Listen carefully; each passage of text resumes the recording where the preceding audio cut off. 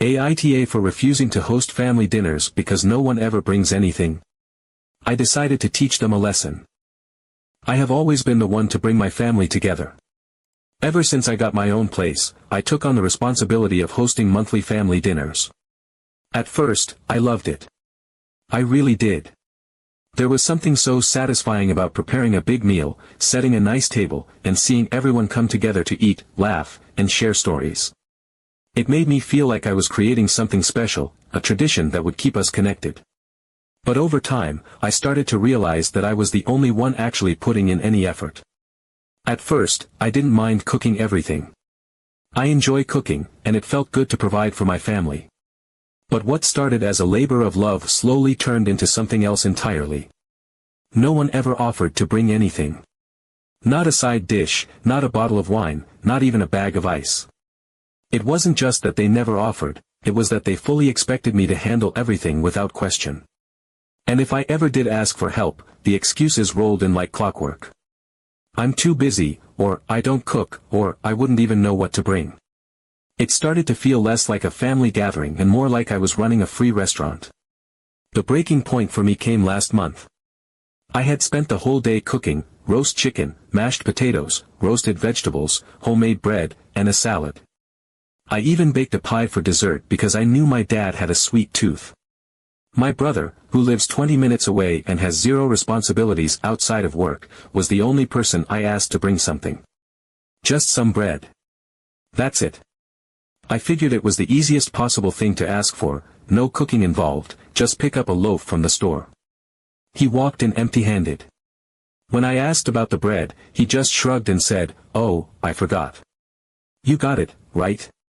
And then he put a six-pack of beer in my fridge, the beer he had brought for himself, of course.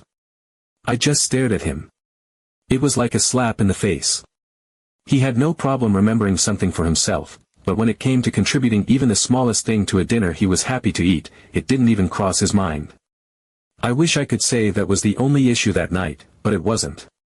My cousin, who always finds something to complain about, took one look at the spread and said, "Oh, you didn't make lasagna. You know that's my favorite."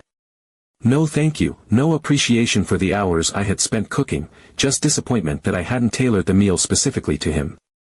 My aunt made a comment about how I could have added a few more side dishes, as if 5 wasn't enough.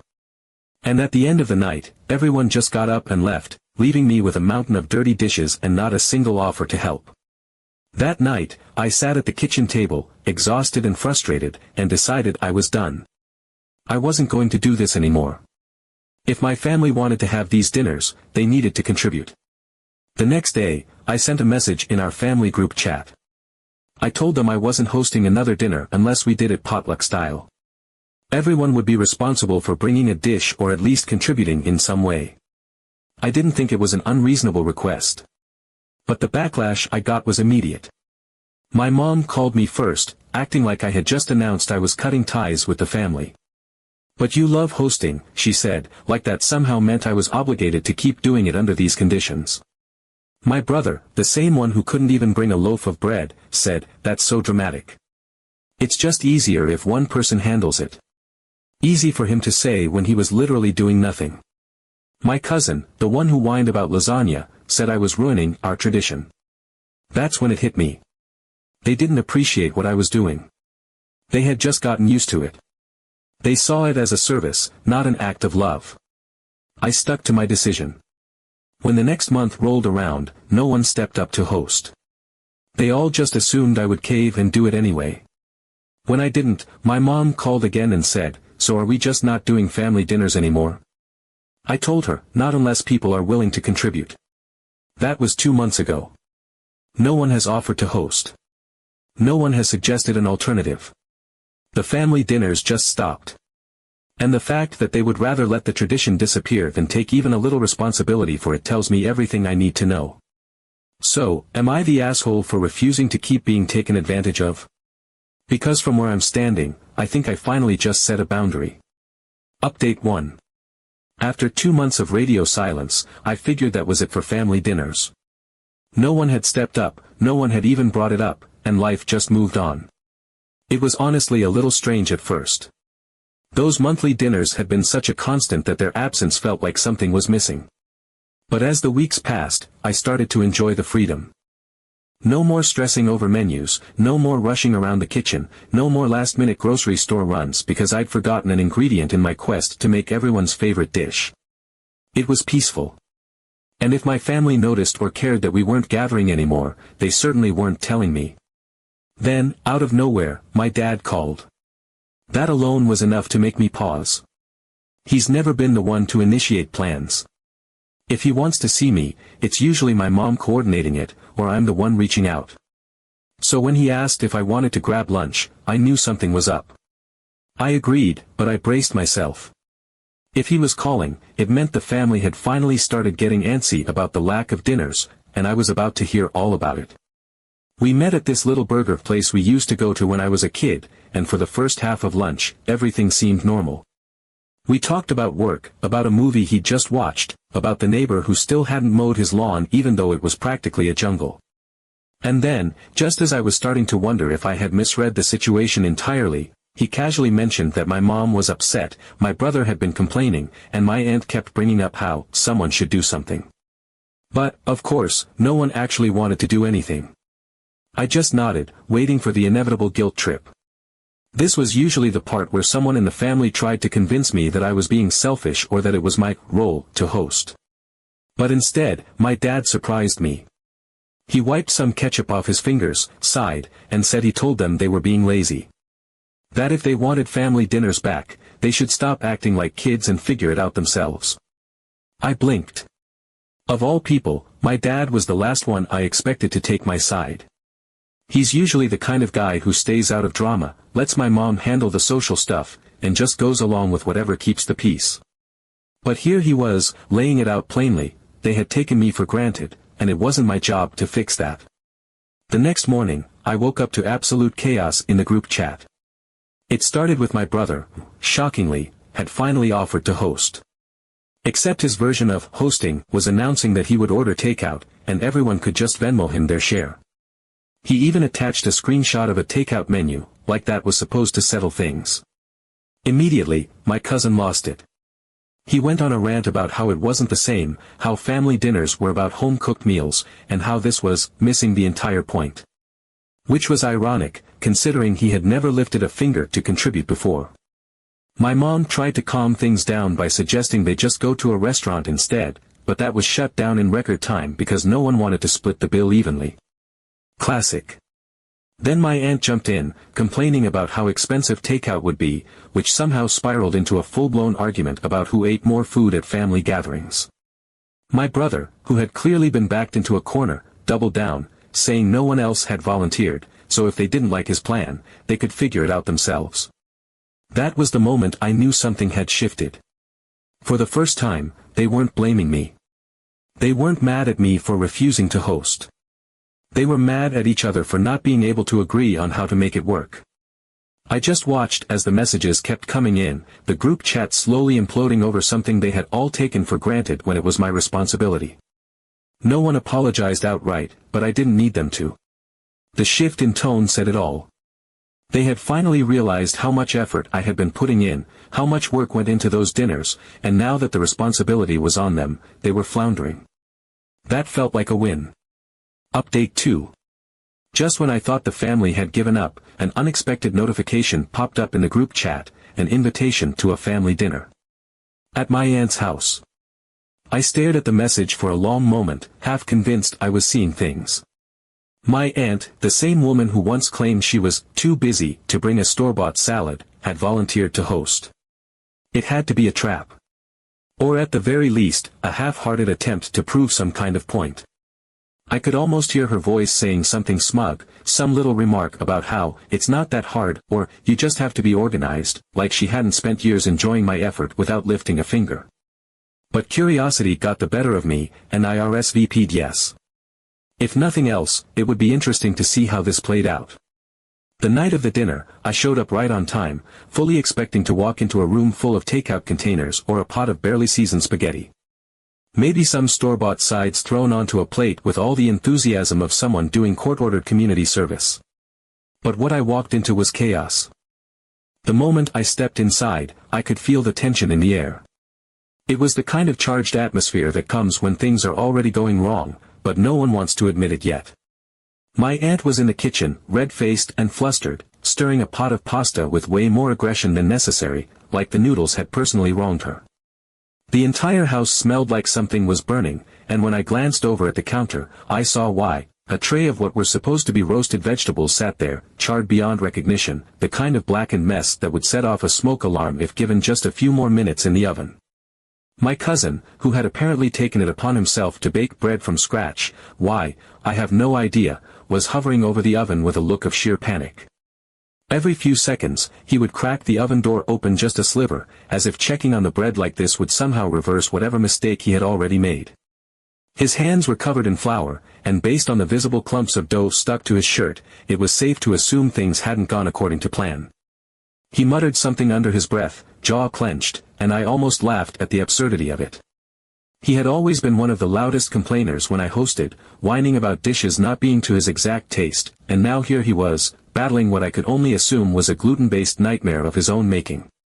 My mom was at the dining table, trying to set it while simultaneously picking apart a sauce that looked more like thick tomato paste than anything remotely edible. She held the spoon hesitantly, staring at the contents of the pot like it might suddenly fix itself if she concentrated hard enough. The spoon clinked against the side, and she let out a sigh, her frustration just barely contained. It was clear she had already given up, but she wasn't saying anything yet. And my brother? He waltzed in 20 minutes late, empty-handed, and immediately grabbed a beer from the fridge without so much as a second glance at the disaster unfolding around him. He didn't even look at the table, didn't check to see if anyone needed help, just popped open the bottle, took a long sip, and leaned against the counter like he was an invited guest at a restaurant rather than a supposed participant in this meal. The funniest part? They all kept sneaking glances at me. Not outright asking for help, but lingering looks, little pauses, like they were waiting for me to step in. Like they expected me to roll up my sleeves, sigh in resignation, and take over the way I always used to. I could feel the unspoken expectation hovering in the air, like at any moment, I would take pity on them, grab a wooden spoon, and somehow save this meal from the brink of disaster. But I didn't. I just smiled, took a seat, and watched the show. The dinner itself was an experience. The pasta, clumped together in thick, overcooked masses, was somehow both mushy and dry at the same time. It was the kind of texture that made chewing a chore, like each bite was a personal challenge. The sauce, which had started as an ambitious attempt at something homemade, was thick, pasty, and aggressively acidic. It clung to the noodles in uneven globs, some bites drowning in it while others were completely bare. The bread my cousin had attempted to bake. A complete disaster. It looked solid enough, but the moment he attempted to cut into it, the knife barely made a dent. He struggled with it for a solid minute before finally managing to saw off a piece, only to realize that the inside was somehow both too dense and still slightly raw. He took one bite, chewed for way too long, and then dramatically pushed his plate away, like he had just lost a part of his soul. The salad, the one dish that required absolutely no skill, was literally just a bowl of plain lettuce with a bottle of dressing placed next to it like an afterthought. No toppings, no seasoning, just dry leaves sitting in a bowl, waiting for someone to make the effort of actually assembling a proper salad themselves. My aunt, clearly exhausted, kept making frustrated little noises under her breath every time someone asked where something was. My mom, unusually quiet, focused way too hard on her plate, chewing with an intensity that suggested she was trying to avoid speaking at all. My cousin looked like he was experiencing an existential crisis, staring down at his failed bread with the haunted expression of a man who had underestimated every step of the process. And my brother, oblivious as ever, just kept eating like nothing was wrong, happily shoveling food into his mouth as if he wasn't sitting in the middle of what could only be described as an unintentional comedy sketch. The stress was palpable. Every few minutes, someone sighed or muttered about how much effort this had taken. My aunt, usually the loudest voice at these gatherings, barely spoke as she picked at her food, the exhaustion evident in every movement. My cousin, still recovering from his baking failure, looked genuinely rattled, like he had just learned some fundamental truth about the world that he wasn't ready to accept. And then, finally, my mom exhaled deeply, put her fork down, and said, "I don't know how you did this every month." That was the moment it clicked for them. For years, they had walked into my house, sat down, and eaten without a second thought. They had never considered how much time, energy, and planning went into making those meals happen.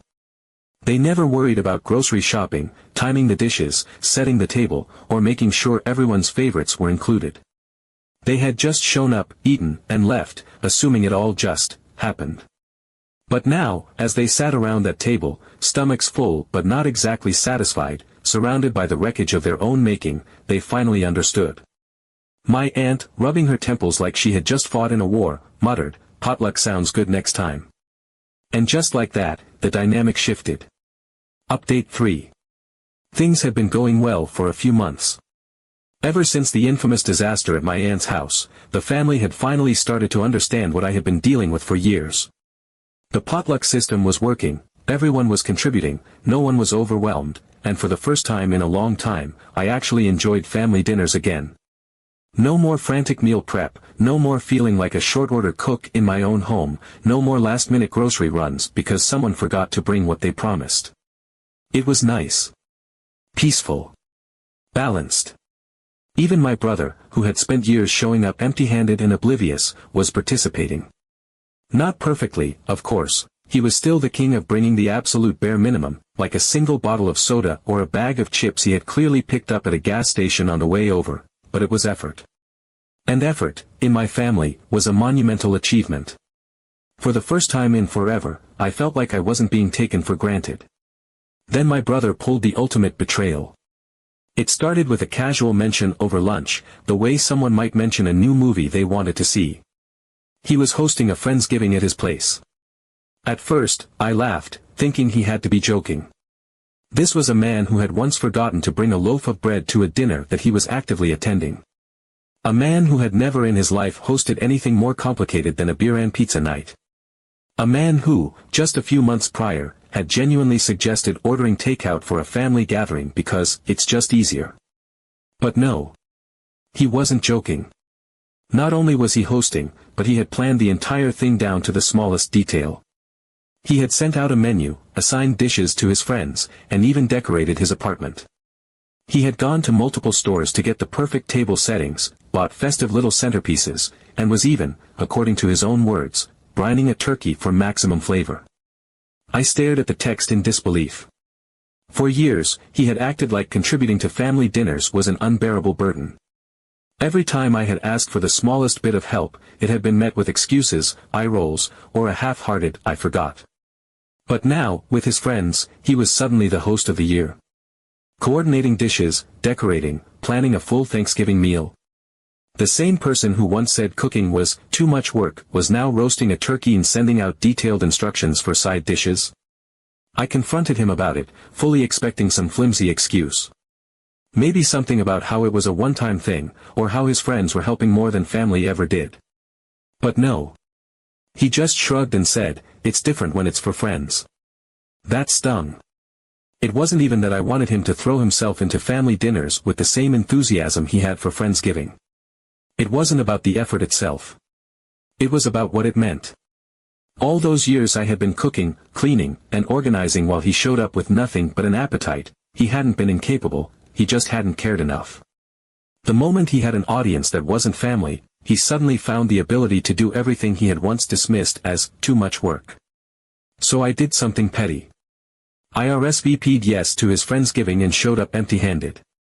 It was glorious. His apartment looked like something out of a lifestyle magazine.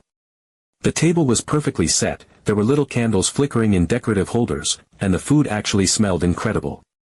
He had gone all out, and I could tell he was proud of it. He had transformed from the guy who once brought a six-pack of beer to Thanksgiving into someone who cared about presentation, timing, and atmosphere. The second I walked in, he looked at me expectantly, scanning for the dish I was supposed to bring. He had assigned me mac and cheese, a dish I had made for years at our family dinners. A dish he had specifically requested in the past. A dish that, up until this very moment, I knew he fully expected me to deliver. He frowned. "Where's the mac and cheese?" I smiled, all innocence. "Oh, I forgot." "You got it, right?" The look on his face was priceless. It was like watching every single time he had done this to me hit him all at once. The flicker of realization, the disbelief, the slow, dawning frustration. He opened his mouth, then shut it again, like he was struggling to process what had just happened. My mom, who had been standing just behind him, let out a tiny gasp. She wasn't scandalized, if anything, she was impressed. She leaned in slightly and whispered, "That was cold." But I caught the smirk she tried to hide. Dinner went on as planned, but the tone had shifted. He scrambled to make something last minute, throwing together a box of Kraft mac and cheese that he clearly had stashed away for emergencies. The energy was different now, though. Every time he passed me a dish, I could feel the weight of what had just happened hanging between us. He knew. He got it. For once, he had to deal with what it felt like when someone doesn't put in the effort. Lesson learned, effort should go both ways. Update 4. After that dinner, I thought my brother would just get mad and find a way to brush it off, like he always did. But this time, something had changed. He didn't make a scene, didn't try to justify himself, and didn't twist the situation to his advantage. He simply accepted the fact that, for the first time in his life, someone had made him feel what I had been feeling for years. The following week, I got a message from him. It was short, "Okay, I was an asshole. Next time, I'll actually cook something." I didn't know what surprised me more, his admission or the fact that he voluntarily offered to take on some of the work. And he actually followed through. At the next family dinner, he showed up with roasted potatoes. Not just plain baked ones tossed on a tray, but properly seasoned, with cheese and bacon. My mom nearly dropped her fork when she saw it. Everyone pretended like nothing out of the ordinary was happening, but there was something different in the air. That didn't mean he suddenly transformed into the perfect host or became a culinary genius. No, sometimes he still forgot things, sometimes he brought store-bought food instead of making something himself. But he was trying. He was no longer the guy who just showed up, ate, and left, leaving the mess behind. And most importantly, no one in the family expected me to do everything anymore. At some point, I realized that I hadn't just changed a family tradition, I had changed the dynamic within my family. I was no longer the one carrying all the responsibilities, the one who had to organize everything while everyone else just enjoyed the results. Everyone who came to these dinners now understood that it was a shared effort. And even though no one ever directly apologized, even though no one openly admitted they had been wrong all those years, I knew they understood. It was a small victory, but without a doubt, the sweetest one of all.